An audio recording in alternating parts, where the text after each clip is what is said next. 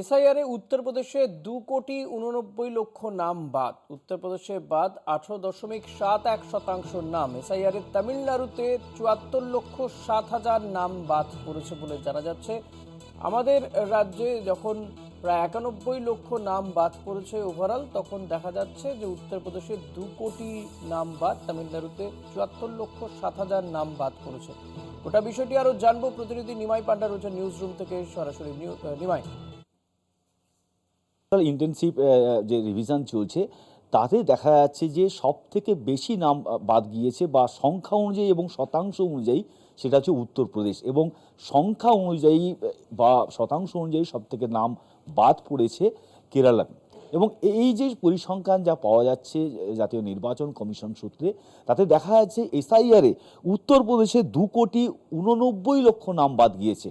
বুঝতে পারছো, 2,89,00,000 বাদ গিয়েছে উত্তরপ্রদেশে, যা শতাংশের বিচারে 18.71%। অন্যদিকে তামিলনাড়ুতে বাদ গিয়েছে 74,07,000 নাম, এবং শতাংশের হিসাবে যা 11.55%।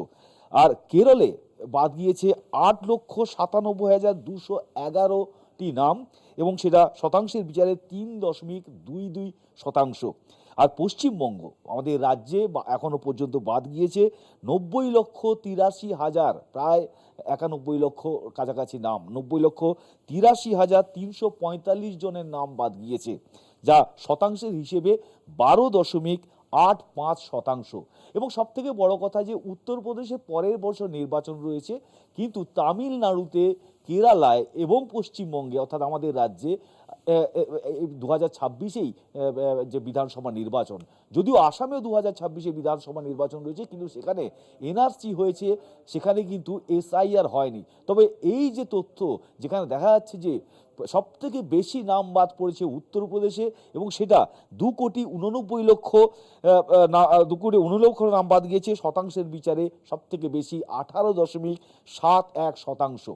ঋষিকেশ, তুমি নিমাই সঙ্গে থাকো। নিঃসন্দেহে অত্যন্ত গুরুত্বপূর্ণ এই তথ্য। 2,89,00,000 নাম বাদ পড়েছে এসআইআরে উত্তরপ্রদেশে।